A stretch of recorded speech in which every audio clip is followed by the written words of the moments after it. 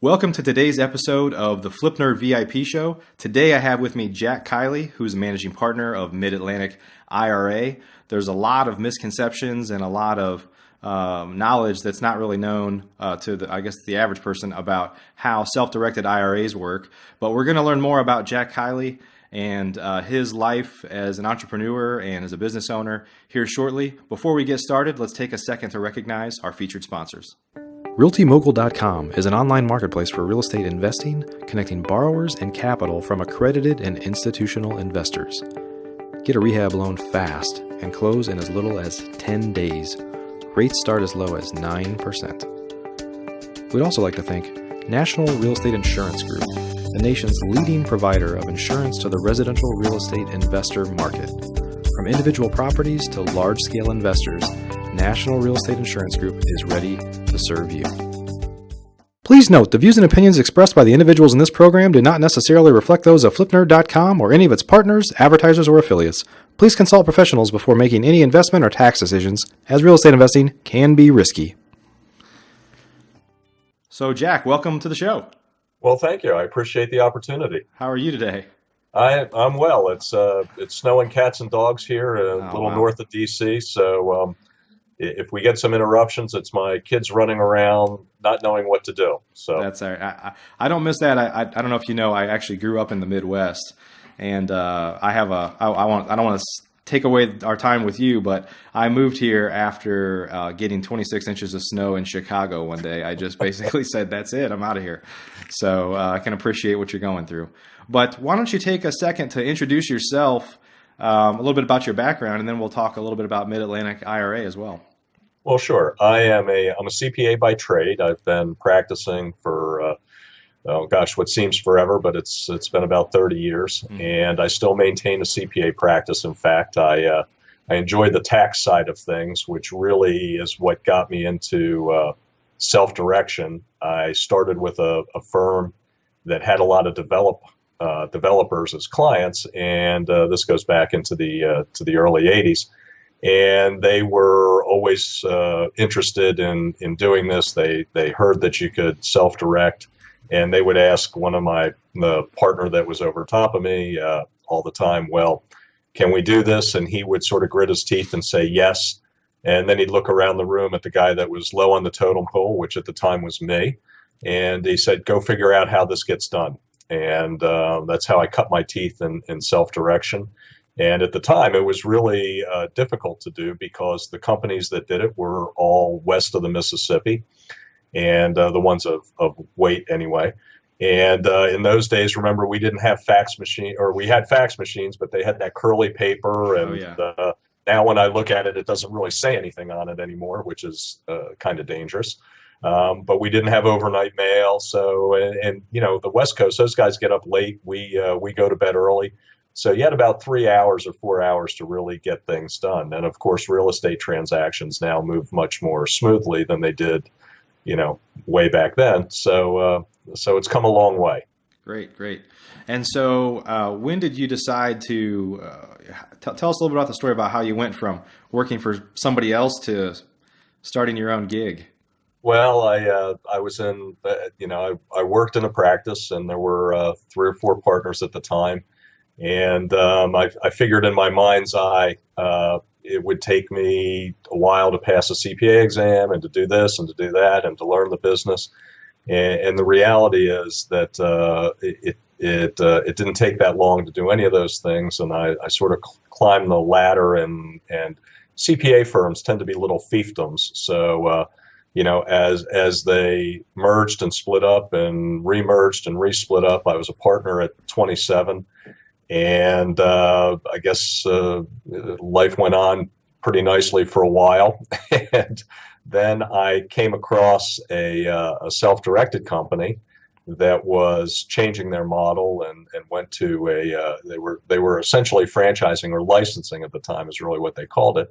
And I took that opportunity. And then about 3 years ago, I think the legal term was disengaged. And formed MidAtlantic IRA out of that. And, we've been running solo ever since. It's a good product. It's a really nice way for investors to invest in things that they understand, as opposed to maybe what somebody else is telling them vis-a-vis the stock market. Right.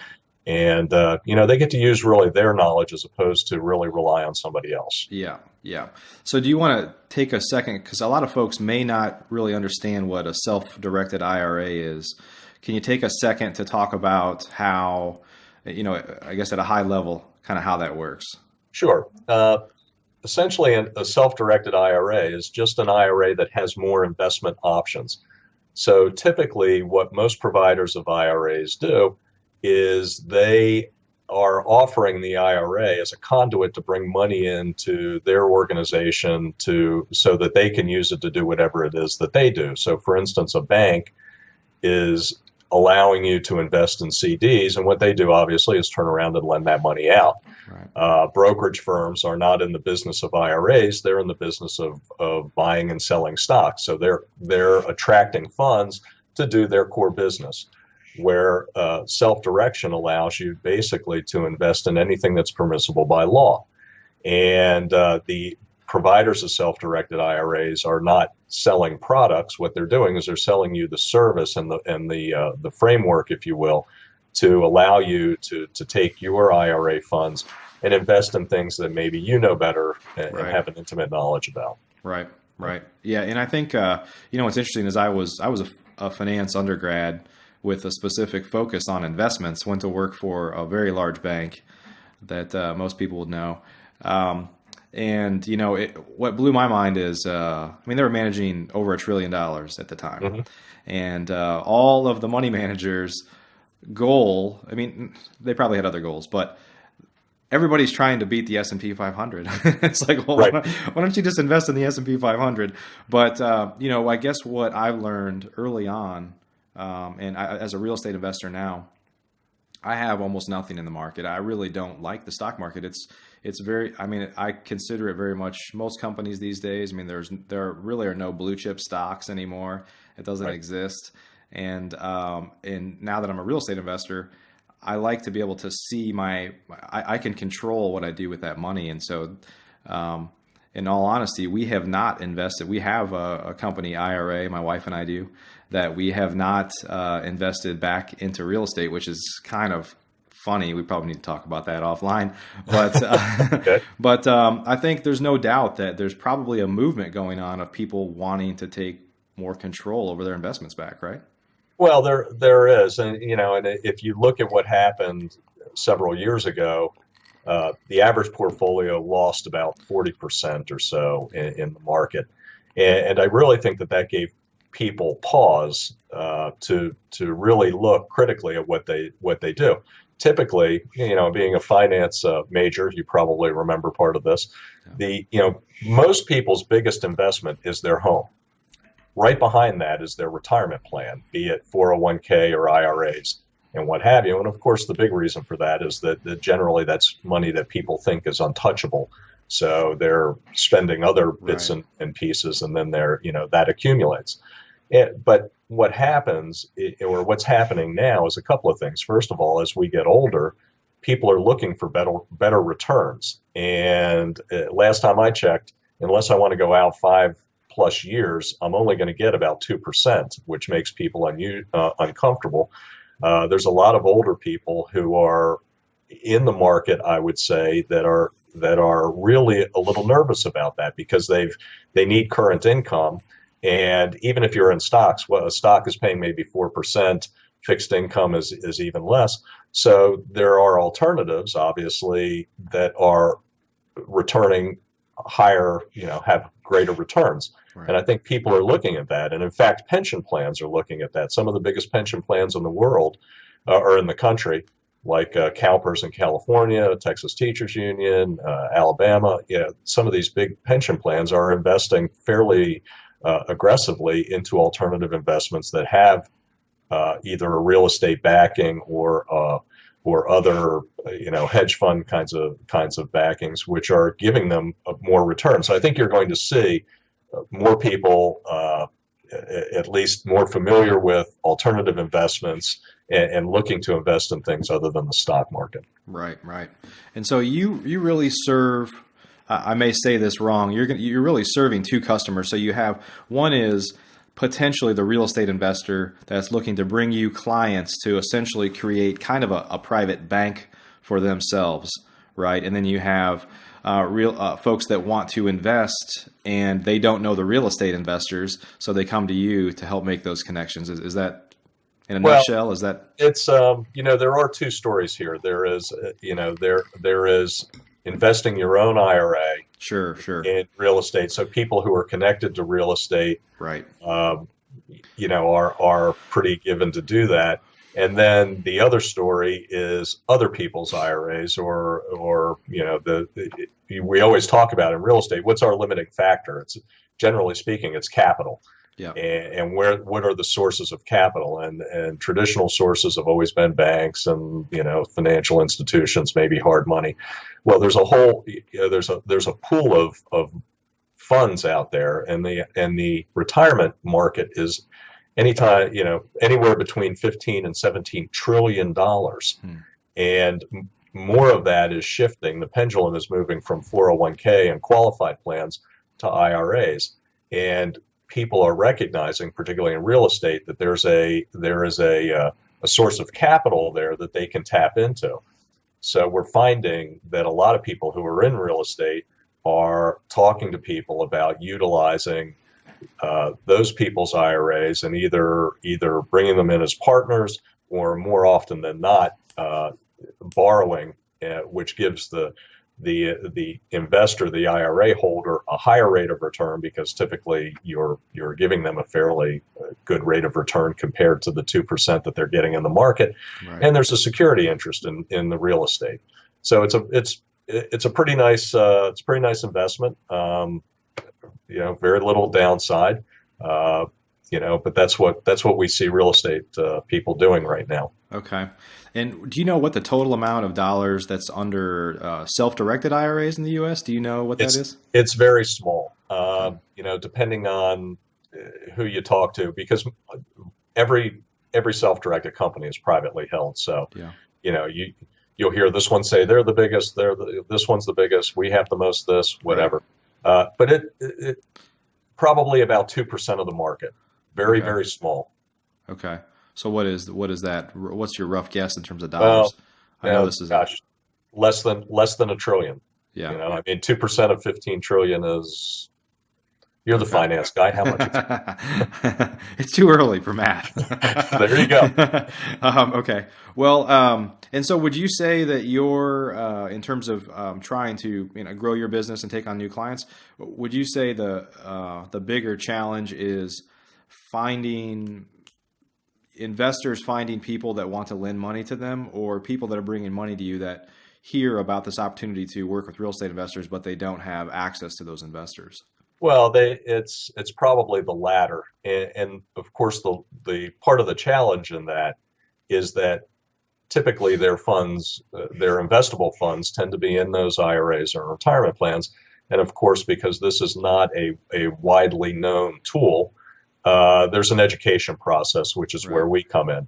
So typically we do a lot of shows, we do a lot of webinars, we do a lot of RIA groups, those sorts of things, a lot of presentations, and in addition to that, what we do is a lot of conference calls where we might have the potential investor, the real estate person, talking about what they do, and then how the self-directed IRA works in conjunction with that structure or whatever it is that they're talking about.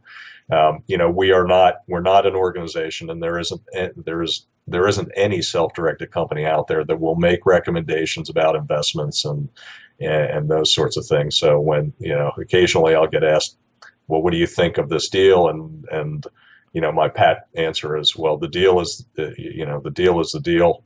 You have your group of of advisors, and quite frankly, I don't really know anything about your financial situation, Right. so I'm not really in a good position to comment about that anyway. Yeah. Yeah. You got to stay at arm's length from that stuff. Exactly. So, yeah. Exactly. So, but you can invest in other things than real estate with a self-direct, right? You could do precious metals, or what are some of the more common things, I guess? Well, essentially there's only about four things that you really cannot invest IRA funds in. One is life insurance. You can't make yourself a loan, which in 401k plans you can. We just call that a distribution. Mm-hmm. S corporation stock, which is something that's a little a little out there, and then anything that's collectible in nature. So fine wines, antiques. I glibly say anything that you see on Antiques Roadshow is Okay. probably out of bounds. But that leaves a wide range of things. And right now, real estate is obviously very popular. Loans are very popular.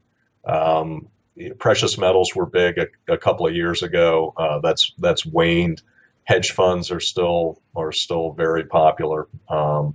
Interestingly enough, a lot of banks, when they start up, use about 40%, 30 to 40% of their capital actually comes from self-directed IRAs. Wow, that's interesting. Yeah, so they know the secret. Yeah, yeah.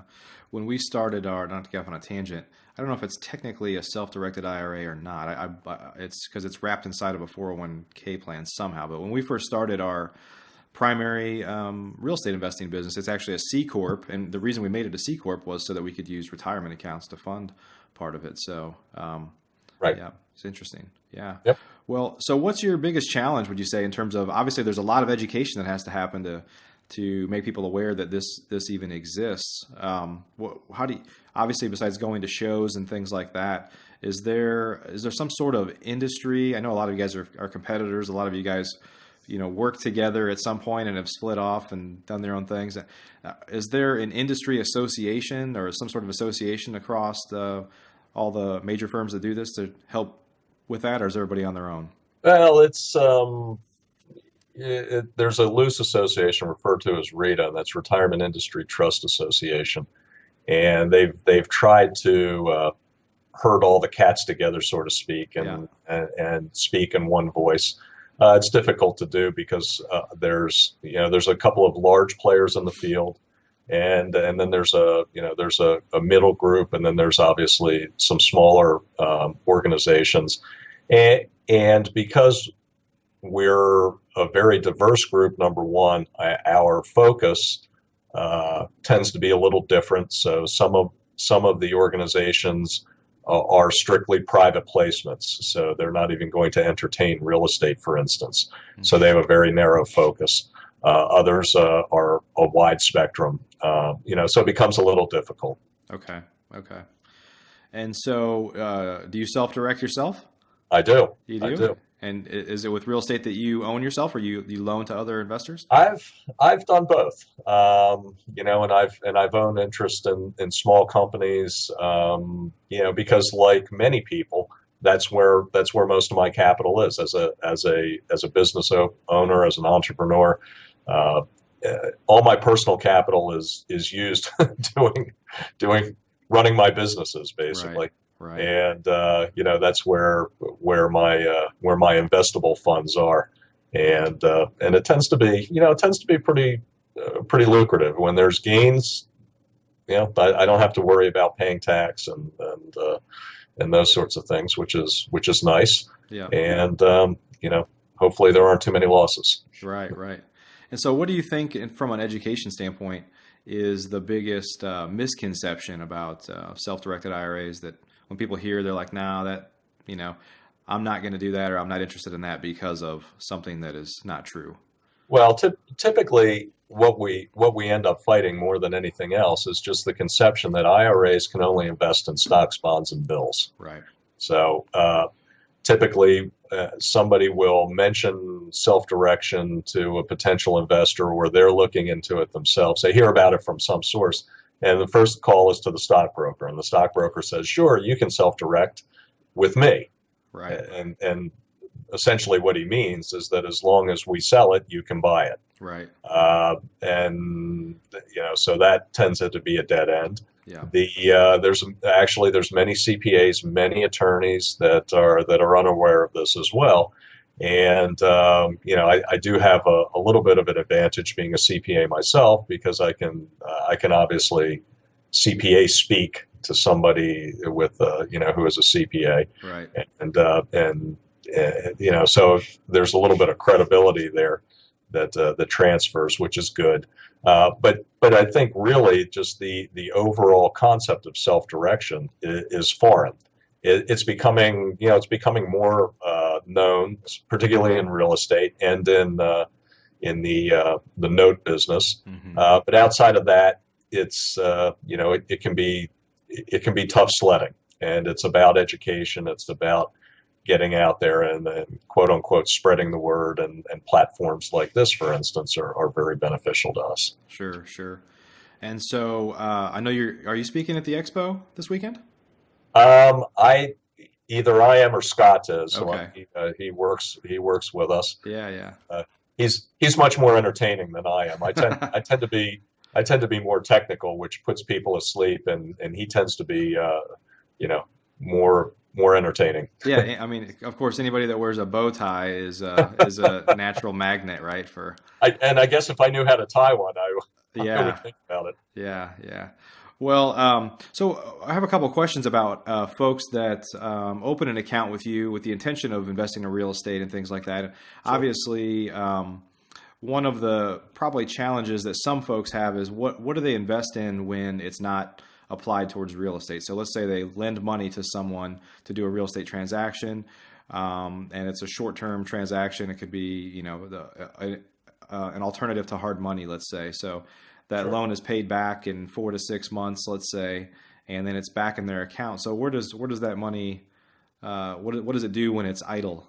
Typically, it's just sitting in cash until the account holder directs us to do something else with it.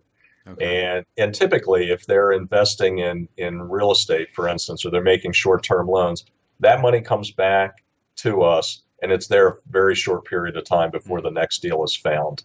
Okay. Typically with people who own property, they tend to keep a cash reserve, which of course is paying the bills of maintaining the property. Okay. So most people do not leave a bevy of cash just sitting there fallow. It's usually doing something. So somebody might have a IRA funds. Maybe they've got $200,000 in IRAs, and they're going to make a $100,000 loan. Typically, they would transfer the $100,000 to us, to an account with us, and then make that investment. Usually, if it's a good result, that money just returns and keeps turning over. Okay. To reinvest. And do you have relationships with folks that can invest that in other ways? They can put it in some short-term investment vehicle. Sure. Yeah. If somebody wants to make a short-term investment in either a security or a debt instrument, then we can get that done. Okay. But again, that's at the direction of the investor. Right. And I think one of the misconceptions that I had early on was that it was very complicated to get the money out, even for real estate. I mean, I don't know if this was a specific company. Someone had told me early on about a deal and all the hurdles they had to jump through to get the money to finance that deal. Right. And from some of the folks that I've talked to, Scott included, since then, I think that was a big myth. I don't know exactly what that person's situation was or what the company was, but it's my understanding it's actually quite simple. Well, the reality is it should be quite simple. And I think one area where our company is a little different is we want to know what your investment is at the beginning, when you're thinking about it. Mm-hmm. So typically what a lot of the companies will do is they don't want any of your paperwork until everything's together, and then you've got to give it to them in a neatly tied bow. And the reality is, real estate is it's complicated. There's a lot of moving parts. and sometimes they're not all moving in the same direction. Right. So typically, what we want to do is when you have a contract, we want to know at that point. So you would send us a copy of the contract along with what we call the bi-direction letter, which is just a form that we have that tells us your intent to invest in 125 Main Street, and this is the settlement company you're going to use. And what we do is we contact the settlement company, and sometimes they need things from us, we need things from them, and as you're doing your due diligence, we're all moving in the same direction, so there's no surprises. Right. And so we try to keep that as seamless as possible. And it helps us with scheduling. Of course, there's always surprises. There's always things that come up. And if we know what's going on, we're better able to handle that. Another thing that we try to do is, and I think we're very effective at this, is you have one point of contact. So if you, through project number one or project number two, you're dealing with the same team of people, and you're not calling into a bank of a phone bank and getting a different person and having to re-explain your deal and what's going on and waiting on hold and all of those fun things that we all enjoy. So we like to try to keep that as smooth as possible, and hopefully we're good at that. We don't. I think we're very successful at retaining clients, and they keep buying, so that's a good thing. Right. So would you say, and that was going to be one of my questions about how you differentiate yourself from the other folks in the field? You're in a very, very much a relationship-centered business. Is that the primary differentiator? Is just building that relationship? Well, it is. I think what you're going to find, particularly with the larger companies, is they tend to look at real estate as a commodity. The account as a commodity. And we look at it more as a relationship. I think our customer service people better know who our clients are, what they're looking to accomplish. And everybody has a little different way of purchasing real estate. Your team is a little different. So, whoever is helping you with due diligence or doing inspections, you need to, there's a lot of moving parts. There's a lot of things going on in a real estate transaction. We are all trying to do them as quickly as possible. And it helps to understand your client, how they do business, because quite frankly, they're not going to change. Right. We have to, as best, there's certain things that we can't do, obviously, but as best we can, we want to accommodate the way that they do business, because that's what works best for them. And at the end of the day, it's not our investment, it's the client's investment. Right. And if he is not getting the return that he expects, and he thinks that is because he can't work with somebody, he's going to make a change. Right. And, so that's what we try to do. And in a market where, certainly in the real estate market, the mortgage side, there's just tremendous changes in regulation occurring with Dodd-Frank and things like that. I mean, this is a little more of I guess it'd probably be considered more of a B2B type loan. Is any of this stuff impacting you here in the short term? Well, not us per se. It may, or the ability for people to do things the way they've done them through you. Yeah. Right. So there's a few things that we have to look at, but typically it's the same transaction. It's the same focus. And again, because we're not out there marketing a product. Right. A lot of those things don't touch us directly. Okay. Great. Well, so where does MidAtlantic IRA go from here? What do you see happening over the next couple of years with your firm? Well, I think we keep growing our network. We keep expanding. I mean, right now although we have clients all over the country, and they have investments all over the world. Quite frankly, our biggest footprint, if you will, is in the Middle Atlantic states, and then we've made some inroads into Texas. And I think we'll continue to grow there. We're looking at other markets and to bring in strategic partners, and then to to really, I think we've got some really neat things coming up, and I think we're going to see a real vault in growth over the next couple of years. Great, great. Yeah. And so, how do people find out more about how to work with you guys? Well, they can go to our website, MidAtlantic IRA. They can contact us directly. We're at a lot of different shows. We're at a lot of different RIAs, a lot of groups. Probably the best thing though is to go start with our website. If they want to contact me directly, that's fine. You can get to me through the website. Okay, great. Well, we'll add links to that below the video here for folks to find. And well, thank you. Yeah, anything else you want to add about the opportunity or working with your company? Well, it's we like to talk to people about what it is that they're interested in. We can probably help to find or guide them into ways that they can accomplish what it is they're trying to do. So I think the biggest thing is just to call us. Make an inquiry on the web. If you have a specific bend or an interest, be it real estate or notes or what have you, we can help you with that. Great. Well, thanks so much for joining us today, Jack. Well, thanks. I appreciate it as always, and I'm sure we'll be talking again soon. Good. Look forward to it. Okay. Take Have care. a great day. You too. Bye. Are you a member of FlipNerd.com, the most robust real estate investing platform in existence, where you can find off-market wholesale deals and great vendors literally in your market? You can get access to advice from experts and learn about local clubs and events right in your backyard.